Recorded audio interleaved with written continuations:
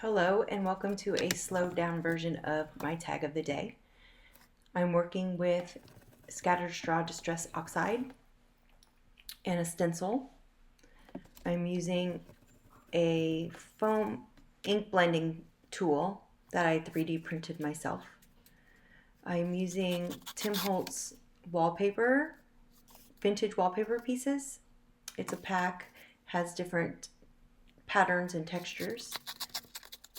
I'm deciding where I want that to go. I'm going to be using art glitter glue as my glue of choice. Trimming off the back and the top.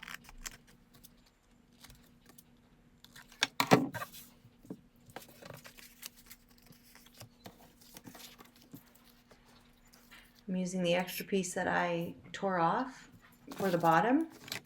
Once I placed it, I realized I needed some more ink on the bottom, so I relined up my stencil, added more ink to extend the pattern further. Added an extra strip, which was from the piece I tore off on the top, and trim it up. Add some more distress ink around the edges of the tag, and then decide which florals I'm going to use. These are also wallpaper pieces. I did really like that one, but it was too big.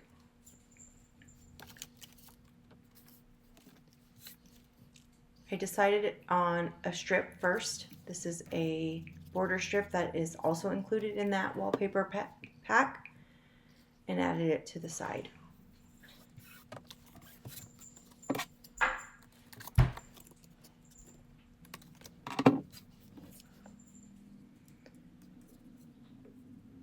Changing my mind on which floral I like and grabbed a different one. This is, again, all the same wallpaper pack from Tim Holtz. Then I decided I was going to add a portrait.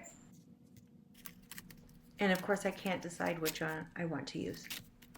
So I'm flipping back and forth. Finally decide on one.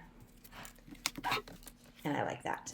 So I'm just gauging the placement. I want to see the flower. I don't want it to look like the leaves are coming out of her head. So I want to see the flower. These are word chips from Tim Holtz as well. They're thick chipboard with adhesive back.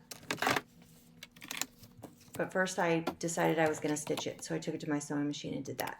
Came back, put the hole in for the tag so I know how far up my flower is going to go. Adding some color to the edge of the flower just so it's not white. I'm again using the scattered straw. Add adhesive.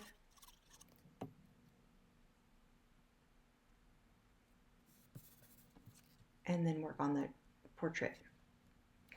She doesn't quite fit up completely across, so I do have her shifted to the side with a part of her shoulder hanging off, which I will trim afterwards. I realized that there's too much empty space in the bottom right corner once I had the word chip there.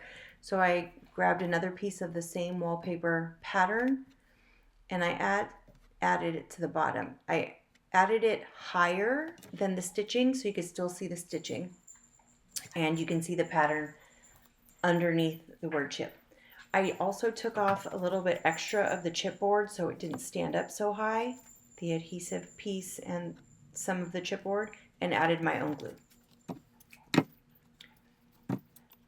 Clean off the side and clean it up. Looking at the portrait, they're just the black and white and it needed a little bit more color, so I grabbed a distress crayon and a water pen to add some pink to her cheeks. I used the water first and then realized it gave a better color with just using my finger. I also grabbed blue, I believe it's Surprise Ribbon, to color in her jacket, just to add a nice shadow and soft bit of color.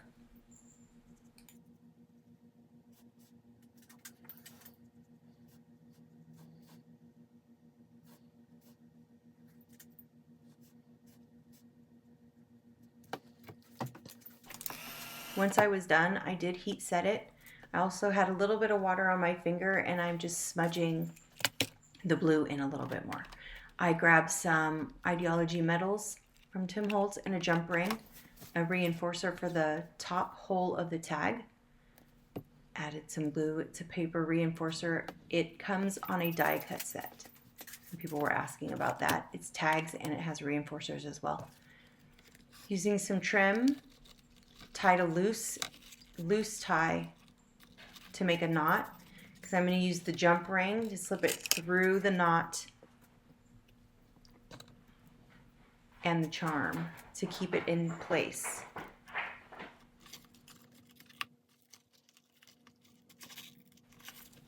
Once my charm was straight, I tied an extra knot with the trim to keep it there, snip off the end, and there you go.